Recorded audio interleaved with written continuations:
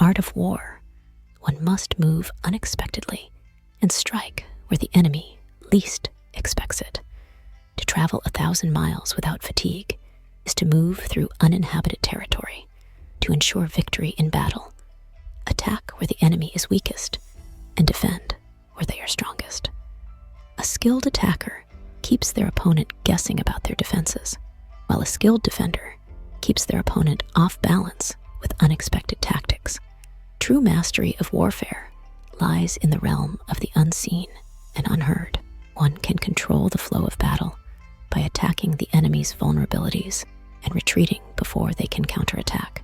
If we seek conflict, we must force the enemy to engage us where they are most vulnerable. We must avoid confrontation and disrupt the enemy's plans if we seek peace. Remember, in war, it is not always brute force that wins the day, but strategic thinking and tactical finesse.